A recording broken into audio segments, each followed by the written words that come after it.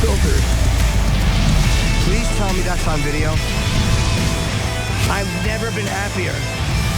I'm made for a fucking podcast. That's dangerous. Listen to me, we're at it.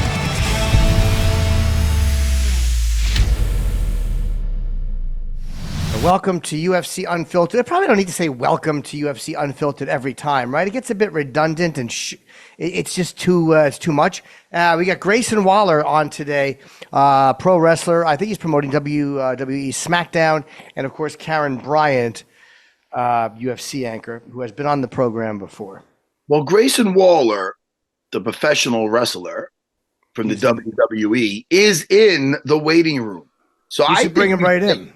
You know, he's from Australia, and that's where the UFC is taking place. Hey, Grayson, how you doing? How are you, Grayson? What's going on, boys? How we doing? Everything good? Very good.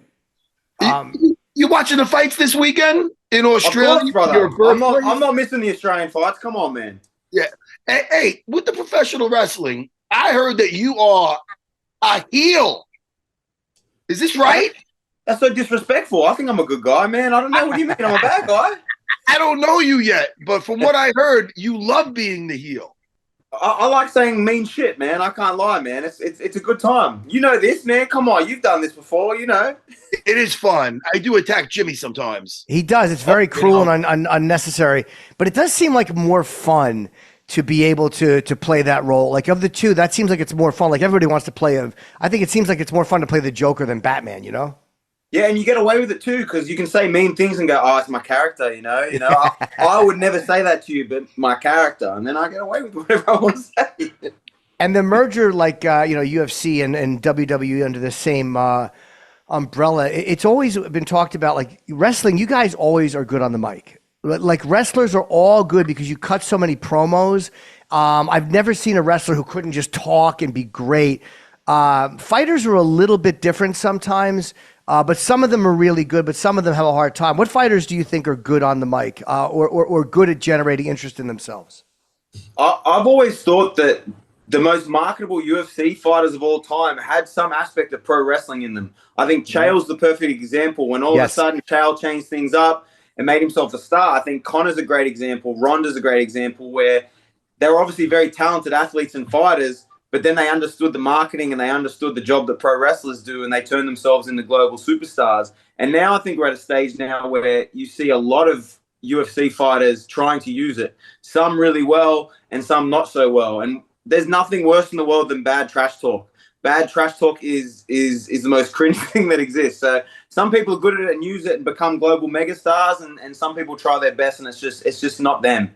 You know who's very good at it, even though I don't enjoy him, but Colby Covington, for whatever, he is cringe, but he has kept himself in the game and in title contention and, like, you know what I mean, for a long time. He seems to get big fights because people don't like him and want to see him lose. Yeah, I don't know if you know Booker T, WWE Hall of Fame legend. Yes. He's the commentator in NXT, our developmental brand. And when I was down there, he used to call me the Colby Covington of NXT, which I saw as a positive. I saw that as a compliment. So I think we've seen with Colby, he's in main events. He's selling out. He's made a lot of money because people pay because they want him to lose. And in my brain, that's what the job of a bad guy is. Your job is to get people to pay to see you lose. And then when you win, it makes them want to pay even more money to see you lose to the next person. He's very good at what he does. Yeah.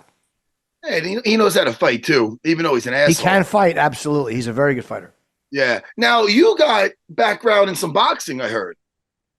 Well, I don't know how these misconceptions happen. I used to train MMA for like 6 years. I did MMA. I trained with Rob Whittaker for a while, which was really cool. You know, when I was like 18, he used to punch me in the face relentlessly, so that was nice.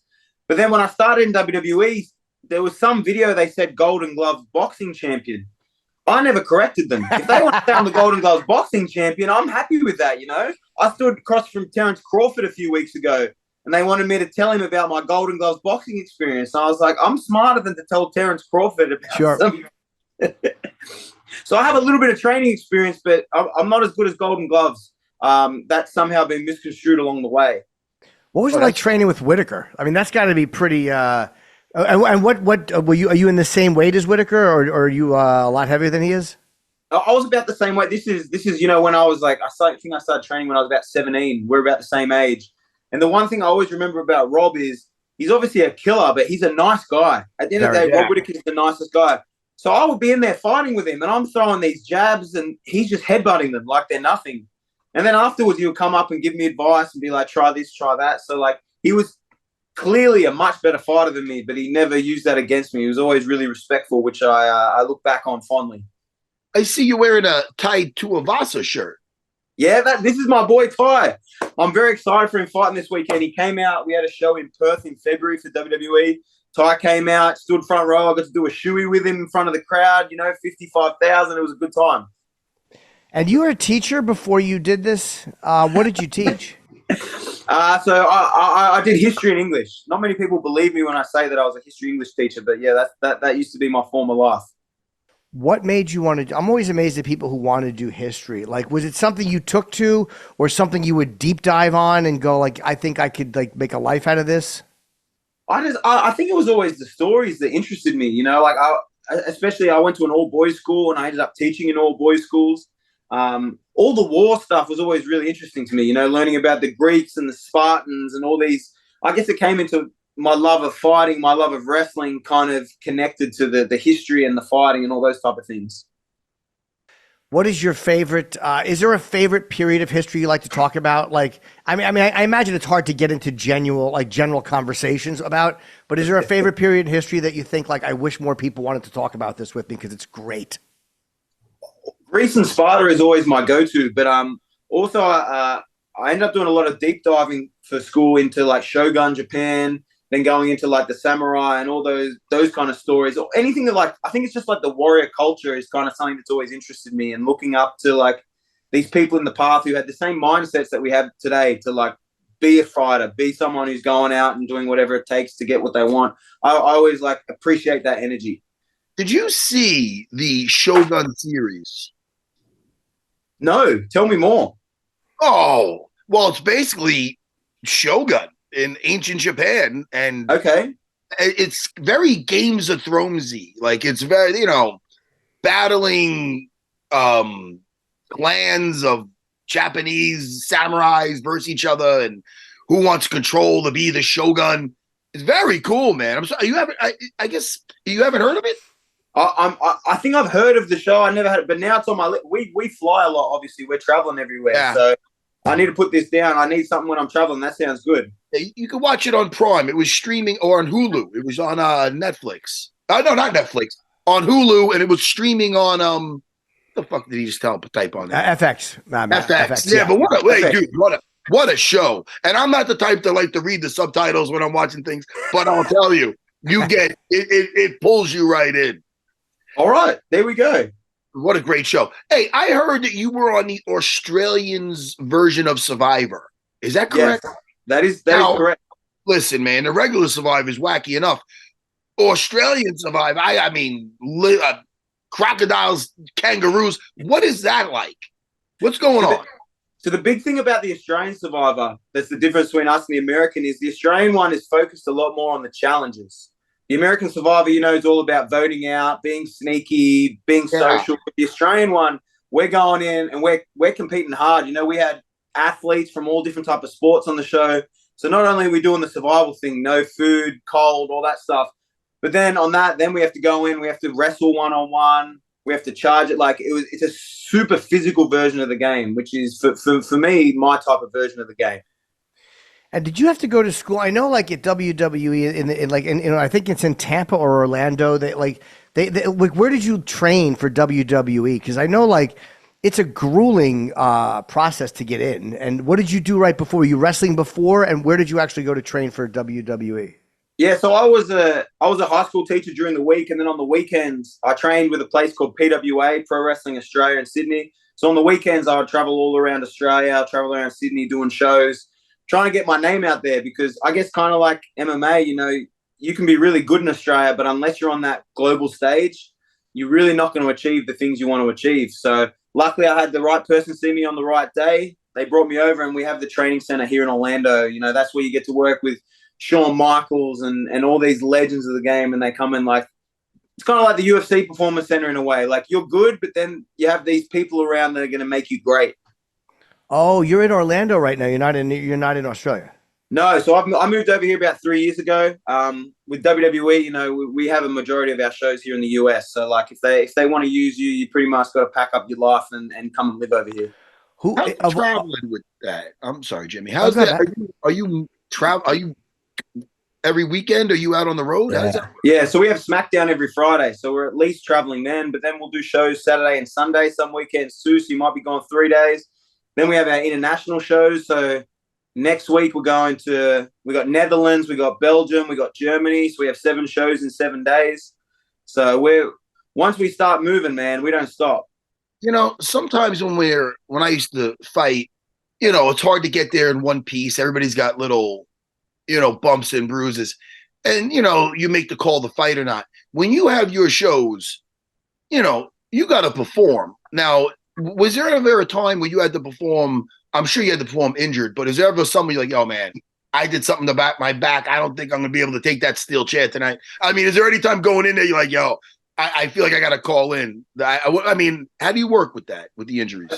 I feel that's almost every match for some of us. But the thing is, it's like, I guess that's part of what we do is the show goes on. The worst one I ever had was I had a match last year in April, and I did like an elbow drop from the ring through the announce table, and I didn't know at the time, but I actually snapped my fibula in half, so broke my leg. Wow. Adrenaline's a beautiful drug though. So I keep going with the match. I tried to do a jump in the ring, and I just felt it completely go. The worst pain of my life. But it's kind of something that we do at wrestlers. We're trying to be smarter now, where we, you know, put the courage to the side and go, no, I'm injured, I've got to stop. But there's just something inside us. I guess it's very similar to fighters, where even if you're hurt, you're going to keep going until someone, you know, until the referee stops you, you're not going to stop. That's kind of how we're bred. Well, look at like, and I'm going to ask you a question. I'm curious about your opinion. I'm much older, so for me, Jimmy Snuka growing up, I mean, like that's my favorite finishing move is the Superfly, just because everything has to be lined up so well for him not to put his fucking knee in somebody's sternum from the top of the rope. What do you have a favorite finishing move, and who do you think is the best wrestler you've ever seen on the mic? Oh, on the mic. So for me, as someone who has jumped off a steel cage, like, looking back at Jimmy Snuka when he did that, those cages weren't built the same. You know, they were looking a little rickety. So, like, I can't imagine being the first bloke to think, I'm going to go up there and jump off it. Now it's very common. On the mic, I think it's very hard to go past The Rock. Obviously, he's my boss in some way now, but I'm not, you know, so I have to say nice things about him so he keeps me employed. But I don't think anyone can touch The Rock. And seeing him come back recently to WWE, you know, in the last year or so, like, he's been away a long time, but he's still just as good as he's always been. And like getting to see it live now too, you know, I got to watch it as a kid, but now getting it as an adult who's in the industry, getting to stand in those arenas, and he just controls the entire arena. It's a different type of energy that he has. Yeah, and there's been like this crossover now with TK over at WWE, and so many fighters are giant wrestling fans. I mean, Cormier I can think of, but there's so many other guys you'll hear them talking like, oh, that guy loves wrestling. Do you think there's going to be more crossover between the two? I mean, Brock came over, Ronda went over, Kane went over for a brief period of time. I don't know if Conor ever will. What other crossover do you think the two promotions will be doing?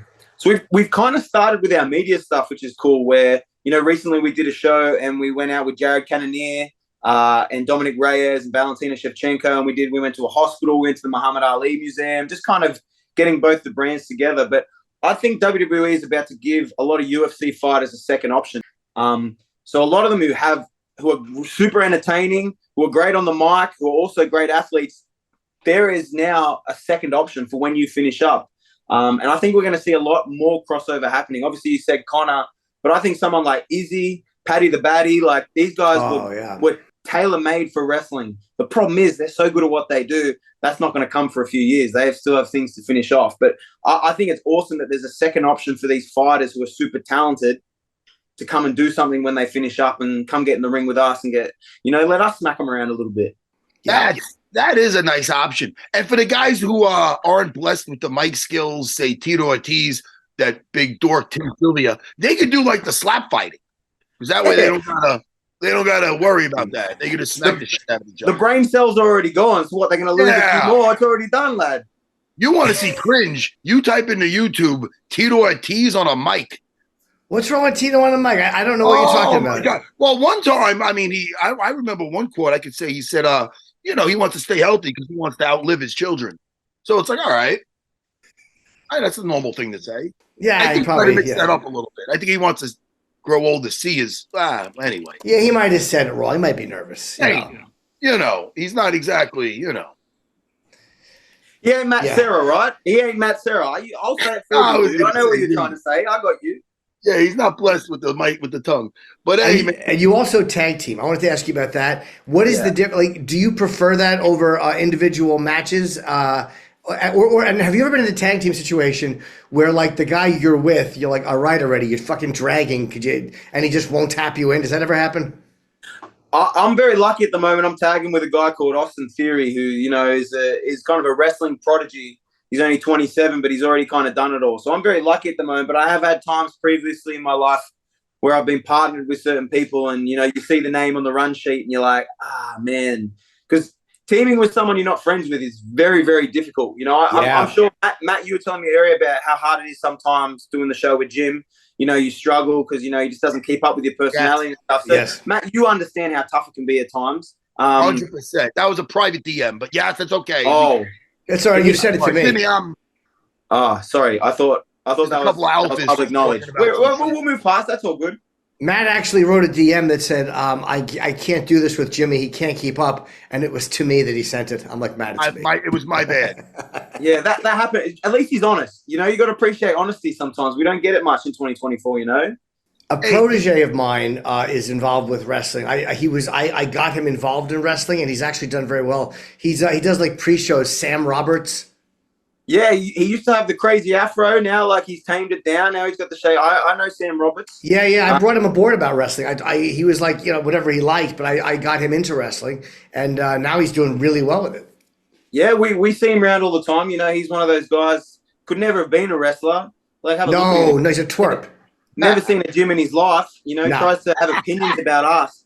A little bit disrespectful at times. Jim, I won't judge you by Sam Roberts. But it's always cool seeing people like that who, love what we do, love wrestling, and find a way, even though they're not in the ring, find a way to still do it. That we always have a lot of respect for people who love what we do.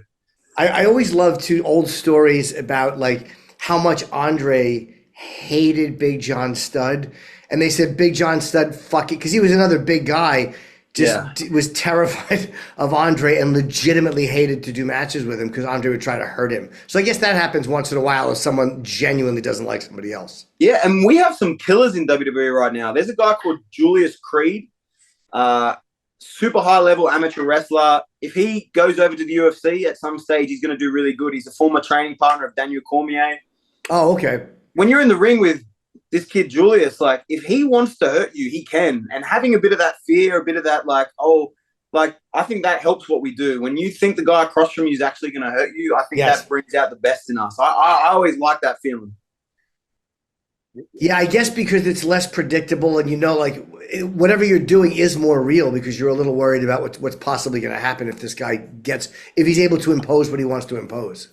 Very much. We've got a kid at the moment, Bron Breakker. I don't know if you remember the Steiner brothers from back in the day. They were a Hall of Fame tag team. But this kid, Bron, is an absolute beast. And I've wrestled him a few times. And just being in there with him, he's a former NFL running back. So when he's running at you, there's nothing fake about that, lad. So that brings out the realness. That brings out the energy inside you too. The worst one I had, I'll give you, speaking of Booker T, this may have been the biggest mistake I ever made in my life. He was commentating. And I'm wrestling the match.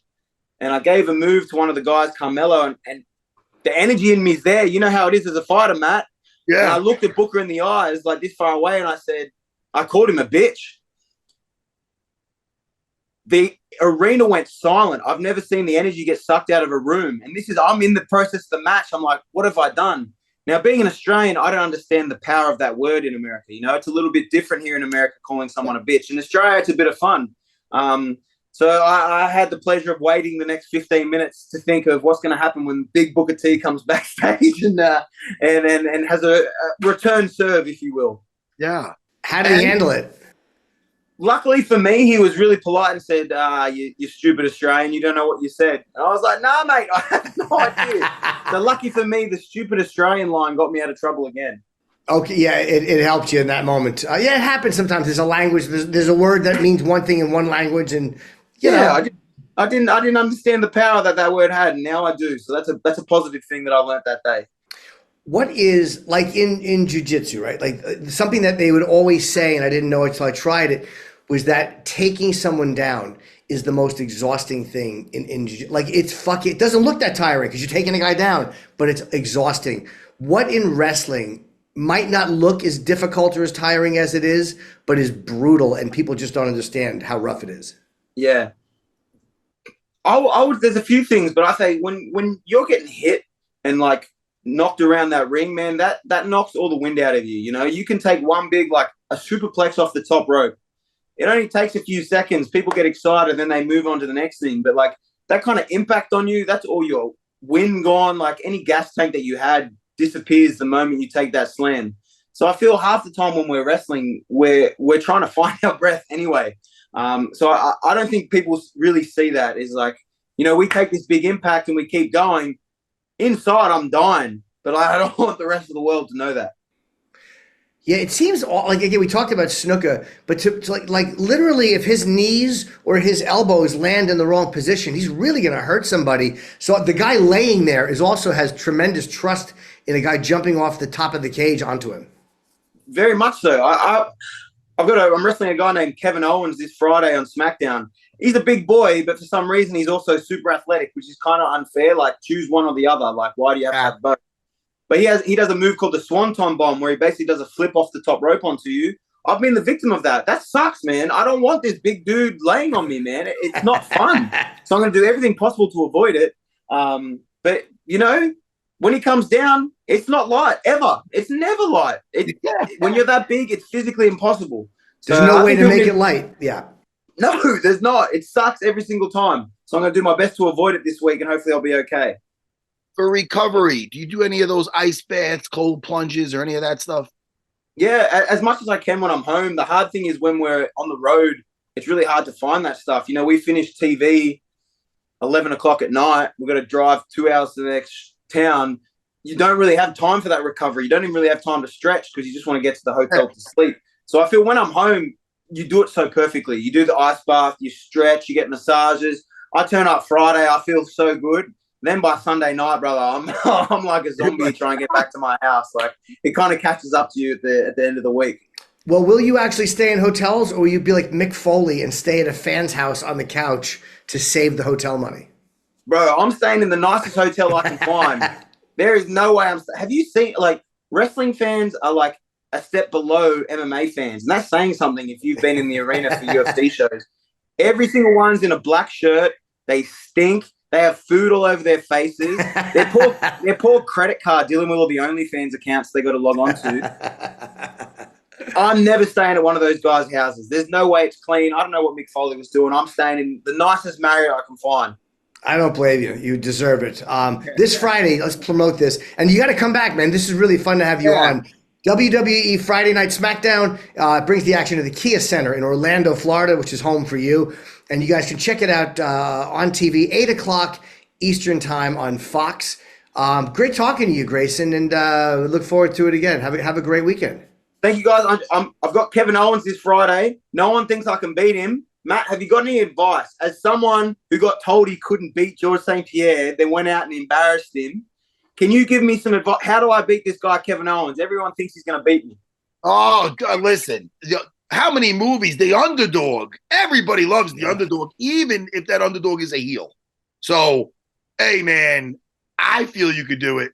Yep. That's all I need, dude. All I need is one shot, right? All I need is one shot. It, man. Believe you can do it. Believe in it and fight him in Houston, not in Canada. Yeah, don't go. Jimmy loves to bring up the rematch all the time. Jimmy loves to take the air from my balloon. He brought up the rematch. I didn't see the rematch. I didn't know there was one. Grayson, let me tell you, Grayson, I appreciate you not watching that rematch, and I don't think you should ever watch it, to be honest. But that's the Frank Trigg fight. Watch that. Well, yeah, watch that Frank Trigg fight. But God, I love that George St. Pierre. He's a nice guy. But hey, Grayson, man, thanks, Grayson. Great having you on, dude. Thanks for having me, lads. All the best. Okay, man. We'll talk to you again. Yeah, Grayson.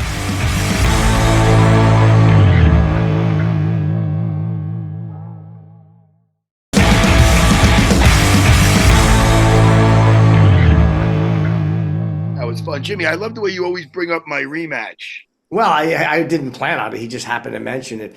But wrestlers are always interesting guys, Matt. They're really good talkers. They all they're always very good. They're never shy on a mic. Maybe we should talk a little bit about this weekend though. Before we have Karen Bryant come in.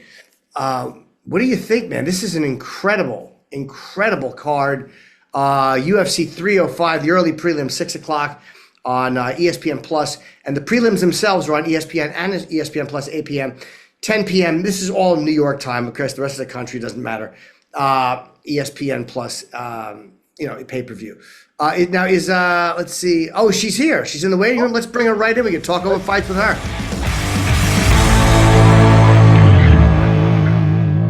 Karen Bryant, how are you? I am great. How are you guys doing? Excellent. It's been a long time. I know. It has. It's crazy. It's crazy, but it's great to see you. I always see you jumping rope. Yeah. How come you're always, that's great. That's how you, Jimmy, you were asking me about some cardio things. Let's ask Karen. She's always jumping rope. She's always in shape. Yeah. Jumping rope. How long do you do it for? So here's the thing. Is there enough light? I feel like it's not bright. Oh no, you look great. Okay. Yeah. The room is great. Cool. Everything's good. Okay, cool. So here's the thing. So I do work with Crossrope, and I can save you 15%. Use promo code KB15. But actually, I got into it during the pandemic. Couldn't go to the gym and all that stuff. But honestly, like guys, I hate running. If you told me to go out there and run for like even just a mile, I'm gonna give you every excuse. But I'll go jump rope forever. So to answer your question, I use the Crossrope app, and there's like different workouts on it. So sometimes you're doing like interval training, Tabata. Sometimes you're just going for like a long jump. Sometimes I just jump by myself. Like a lot of time when I'm doing fight prep, I put the fights on and I jump rope during the rounds. And then I take a break during the minute and then I jump again. And it's actually pretty cool because it kind of gets me in the mindset of like getting tired as if, I mean, obviously it's not the same, but it's actually kind of a cool way. So you could do that while you're watching fights and stuff. Back in the day, do you have just the regular rope or do you use any? I remember back in the day, there was like a heavier one we had. Yeah. So I have all of them. So the cross rope runs come in all these different weights. And so, yeah, my favorite weight is either the 1/2 pound or the 3/4 pound, but it goes up to 2 pounds. That 2 pound one is still really hard for me. And to be honest with you guys, I freaking suck at double unders with the little 1/4 pounder. Like I suck at them. But what is that double unders? What is double under? When you jump once and spin it twice, they're hard. I could do a couple, they're hard. But yeah, the heavier ropes are good. It kind of works your whole body out. And like, that's the whole thing. Like if I'm watching the fights and jumping while I'm doing it, like I'll increase the weight along with as the fight goes along. So, you get more tired. You feel like you're kind of pushing your own fatigue along with it. Like I said, it's just like a little mental thing I do sometimes to watch the fights. But in general, it's great and it's fun. And you can do it for only like 10 minutes and get a lot of benefits more than just running. See, I'm weird when I jump rope. I tried it many years ago, and I just suck at it. It's like my knees have to come all the way up, clunk. Like I'm just not. I can never get like. You ever watch Ali or Tyson? Like it's I think you're jumping too high. Yeah, you don't have to. You just jump a little. Like I think maybe you're jumping too high. I used to trip over it. I used to do the 1 foot, the other foot. Sometimes I do Right. Yeah, you got to do all that. And to be honest with you guys, they also sell the ropeless ones. So maybe that's what you need is just the ropeless ones because like got the weight on the end of it. So it's the same. So like I take those on the road. I could jump in my hotel room a lot of time when we're at work if like the ceiling's low and I can't really bring the ropes. So you get the same thing and then that way you wouldn't trip. Well, you'll never trip. They have ropeless jump rope? It's cool. I would grab you one over here, but like every time I go through the security, I just take them out. But it's like you still click them onto the regular handles, and they're only about like this long, and it'll have like the 1 pound weight on the bottom or the 1/2 pound weight. The 1/4 pound one is sort of silly because it's so light. But so you get the same workout as jumping, but it's great for beginners. If you don't have the coordination and you trip over the rope, at least you'd be able to get the rhythm down and start. So maybe start with the ropeless ones and then go to the rope. Okay. We're special people, Jimmy. You can listen. Don't be ashamed. I don't have the cardio. I'm a beginner. Thank you. It's and honestly, it really is. It really like kidding aside, it's a great workout, and it is like one of those things where you do maybe stumble at first, but once you get the rhythm of it, it's so fun, and you really can do it anywhere. Like you can take it to the park, take it to the beach, whatever. I'm an advocate. I swear by it. I love it. Now we were about to before you came in. Matt and I do picks. Like we just have this friendly thing. Yes. Unfortunately, this year Matt is creaming me in picks. Now it's very hard to pick fights, but again, for Yes. some reason for me, not for him. Now we were going to start with the main event and just discuss a couple of these fights coming up this on 305. Yes. Dricus du Plessis against Adesanya. Adesanya's been off for 11 months. What do you expect out of this fight? After I think he knew his performance against Strickland was not great, and Strickland fought really well. I think that, yeah, it was a combination of both things. And it's, you don't want to take away anything from Sean and his performance defeating Izzy. He was But great. yeah, I think it was fatigue. I think it was too many fights too often. I do think that, and no matter how good you are and whatever level you're at, there's, you can only go so many times before you're going to have the down performance, right? Like it's just a sort of law of averages. I think I will say this. I like that he took the time off. And in fact, I'm surprised. It's funny, like we keep saying the storyline of like Israel took all this time off. Girl, it's 11 months. Come on. Yeah. Like it's not even that long when I think about how long other fighters have been out. And so anyway, regardless of it, seeing as it is a long time for him, I think it's a really good idea. I like it a lot. It gives him time to maybe heal up any little injuries that might have been there, but also just to take that time off mentally, I think is really great because all he does is fight title fights, right? It's like all he does. So that mental fatigue of the title fight, of the opponent, the gamesmanship, all this stuff, you need a break. So I'm expecting him to come back just way better and way more dialed in. I like the fact that he's saying he's really kind of divorcing himself from the emotion of the whole thing, right? Because obviously when it all started, and Dricus said the thing about the African champ, a lot of people had problems with it. And it is an emotional subject. It is a very emotional issue. But I like the fact that Israel is saying, look, yeah, that bothered me, but I'm not emotional about this fight. Like that's not the issue here. Like, yeah, it bothers me, but this is just a fight. I don't hate that man. I think that's really important for him to make sure that the emotions are out of the fight. So far, I think du Plessis, obviously he stopped Brunson, he subbed Till, but I think the Whitaker knockout is the most impressive one. Even though he did beat Strickland, that was a very, very close fight. It could have went either way. Either way, I wouldn't have been thought it was. There's no robbery, of course, in a split decision. Adesanya's got a much more kind of a deeper lineup of people that he's fought. So it'd be interesting to see how you can't even tell by the first round. Sometimes the first round, like Adesanya will kind of be slow and then kick it in. And I think against Strickland, it was just the opposite, right? Wasn't it? What was the second round he fought so well in against Strickland? He won the second. Yeah, he won the second round. He came back and won the second round. Then it was kind of downhill after that. Strickland in the third round. And he Well, had that's the the weather. thing. He needs to get his timing and stuff, though, right? Isn't that his whole thing? Is like, you get your reads on people because with him being such a creative striker, though, I think you would need a minute to get the timing down. And we really have to give credit to Sean? Adesanya because he weathered. Well, Sean, of course, Sean did phenomenal. Right. But to weather what he weathered that first round, he might have been phenomenal that night. But that could take a lot out of you. It's amazing he survived that first round. Yes, He got swarmed. You know what I mean? He got clipped and he got swarmed. He survived it and he won back that next round. So that's impressive alone. But Sean is a different type of puzzle. Like I feel that he's faced more guys like Dricus than he did like Sean with that whole Philly shit. He's got a very unique style for MMA, and I think that might have threw off Israel. And fighting Dricus, he's used to guys more of Dricus' style. He's punching, he's shooting, but Dricus, man, the one thing about Dricus I'll tell you is and it sounds silly to say because most fighters are confident, but he's truly confident. Like he feels he's going to be, it's undeniable that he's just going to take out Israel. He feels like it's his time. And he talks about being hungry. He's saying Israel might be hungry, but he's nowhere near as hungry as him. Like, I don't know.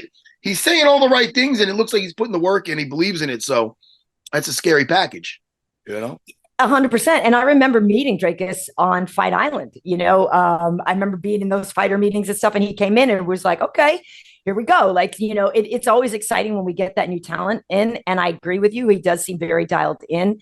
And yeah, it's tough. Like, I think the problem when people fight Sean sometimes, and maybe this is what happened to Israel, is like, how sometimes you see Sean and you talk about him, you're like, he's good, right? And there's the pressure, and he's always coming at you. But like, people don't think of one specific thing. Like, what you got to watch out for Sean Strickland's one thing that he's amazing at, right? It's like that he's just constantly in your face and constantly throwing punches at you and constantly volume. But like, I feel like maybe for some of these other specialists, like you were saying, like the other kind of people Izzy's had to fight, it gives you more like a specific thing you're thinking of, like counter this or do that. And whereas Sean is just kind of like, I'm just going to come forward and come at you and I'm not going to stop, And I feel like maybe sometimes when there's somebody that's got like a more specific thing that you're training against, that like maybe even makes you train more. And like a lot of people didn't think Sean was as good as he is. And like, maybe he was underestimated, and then what happens? I mean, shoot. I mean, I would love, I know we have this weekend. Yeah.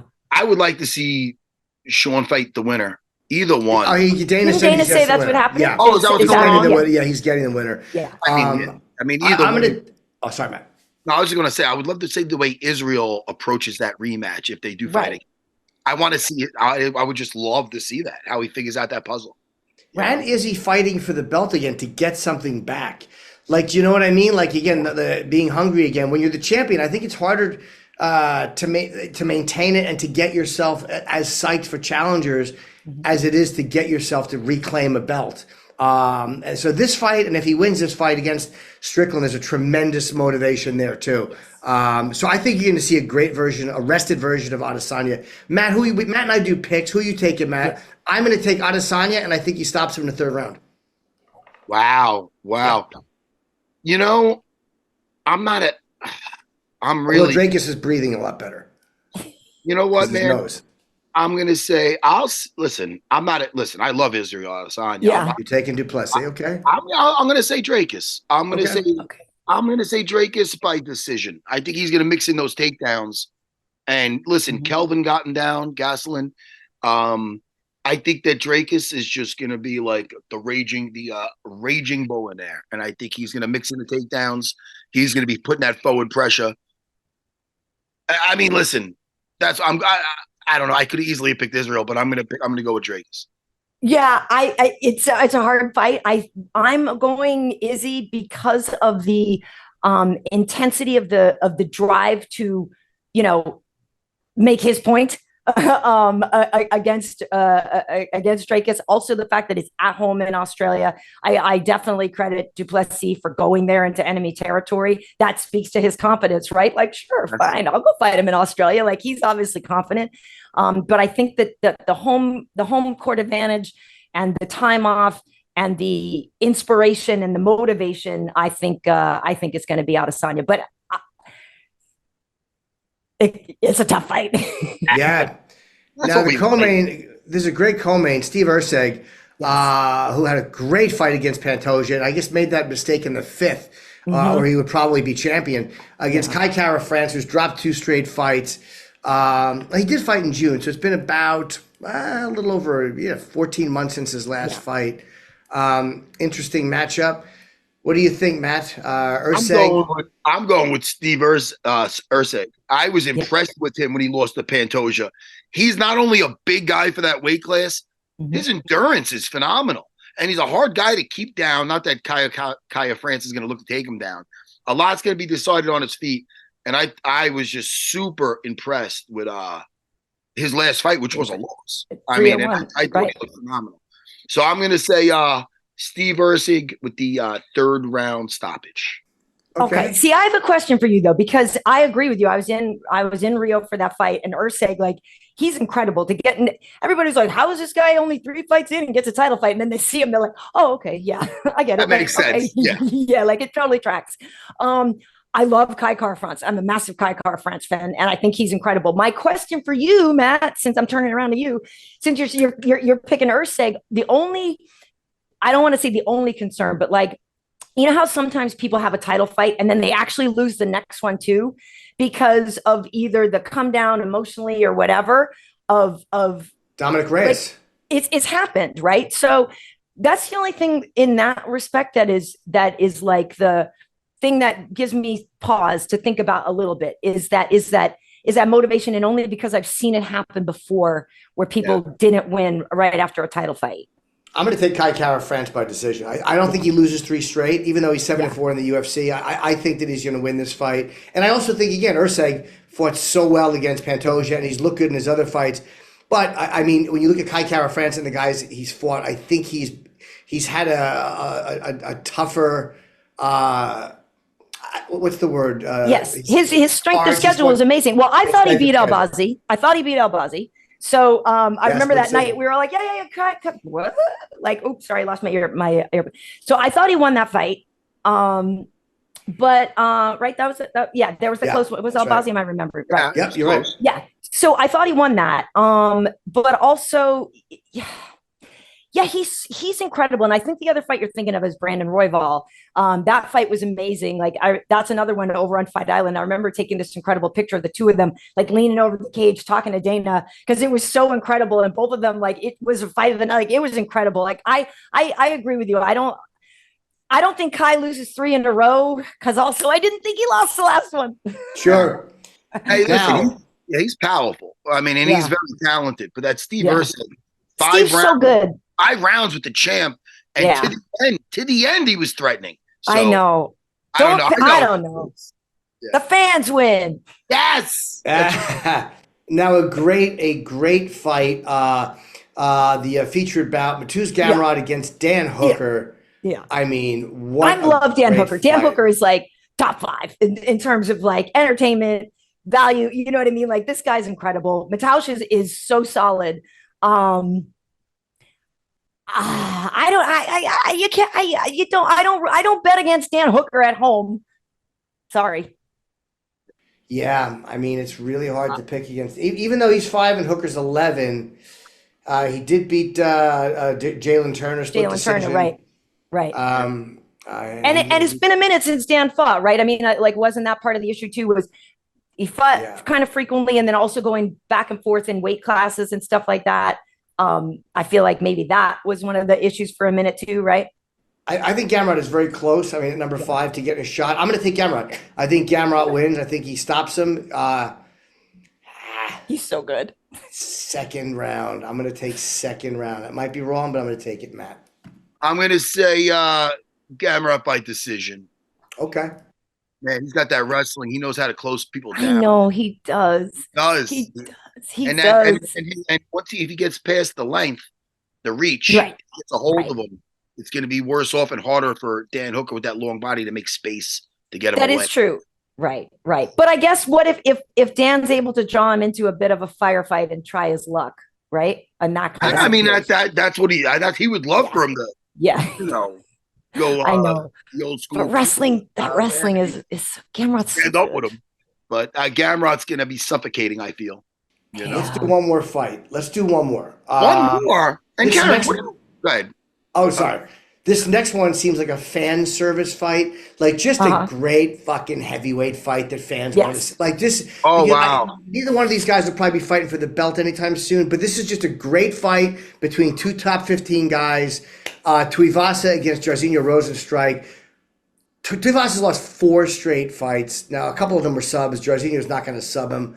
And getting knocked out by Pavlovich, I mean, most people have been. And Cyril Gane, again, he went almost the entire fight. It was a great fight. Yes. I don't think he's going to lose a 5th straight fight, but you never know. I'm going to take Tuivasa, and I think he stops Rozenstruik. I think he'll stop him in the 2nd round. I'm going to say the same thing, but the other way. Okay. I'll go Rozenstruik 2nd round. Really? Yeah, I like it to be a little, friction, Jimmy. With me. Sure, I like that too. A little aggression. Yeah. Hey. Well, jeez Louise. I don't know, right? Because both of them have had their skids. Like Biggie had his skid for a minute too, right? And then turned it around. Might be who lands first in this one. Right. Right. Because like you said, nobody's taking either of them down, right? It's definitely a stand-up fight. I don't see any pulling guard in this one.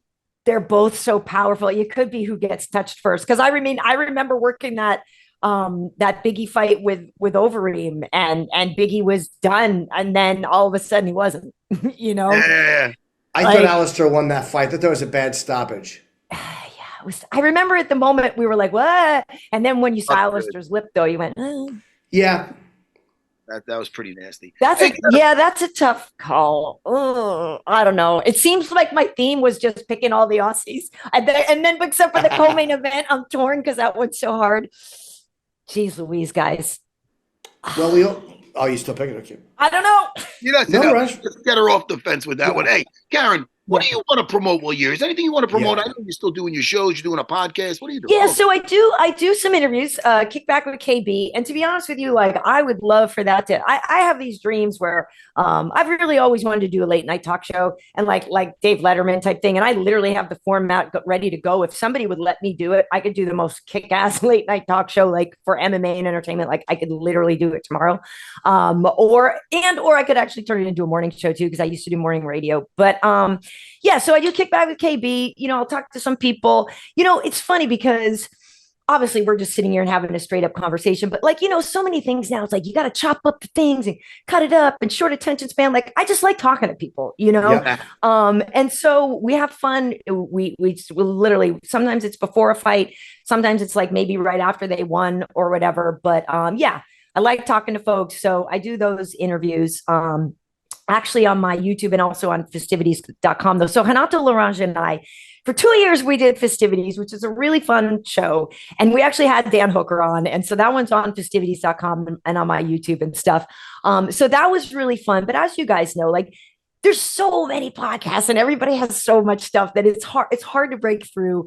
And then like you'll try to get a fighter and they're like got their own podcast and it's tough. And I don't have a big team of people. It's just kind of me. So it's hard, but I do love to talk to people. And obviously I love my gig, when I'm anchoring and stuff. I have a couple of weeks off. My next one's September 7th, but that is like, it's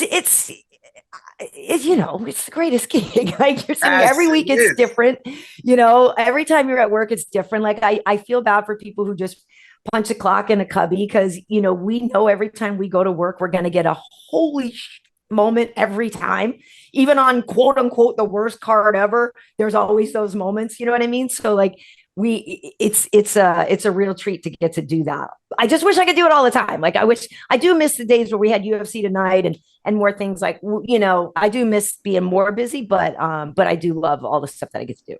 And let me promote properly your channels before we wrap up. Yeah. It's youtube.com, of course, Karen Bryant. And Karen, everybody knows it with a Y, but I want to say it. Karen Bryant on X. And it's KB Heat on Instagram. Yeah. You're such a great guest, and you're so interesting to talk to, and you know so much about fighting. Please come back and talk to us again. It's really fun going through the card with you, and we would love to have you back again soon. Yeah, anytime. And next time I'll bring my pictures of Matt from back in the, like, I got the great picture of you guys like backstage somewhere eating pizza, of course. I think we were in New York. I think it's you and Ray after one of Chris's fights or something. Send it to me, please. I want to see it. All right, Karen. So good to see you. Thank you, Karen. Thanks for having me on, you guys. All right, talk soon. Take care.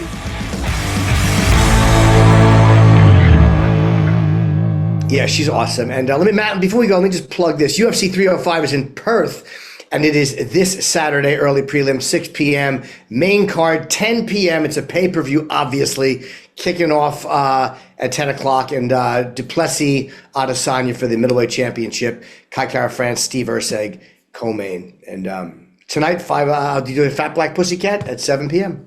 All right. And when you're back from the Fat Black Pussycat, check out the new Dana White Looking for a Fight on YouTube, Toronto.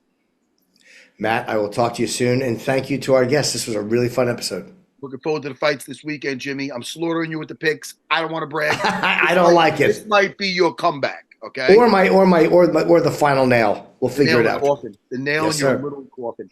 Right. Goodbye, everybody. Good times, Jimmy. You too. I'll talk to you this weekend. Bye, buddy.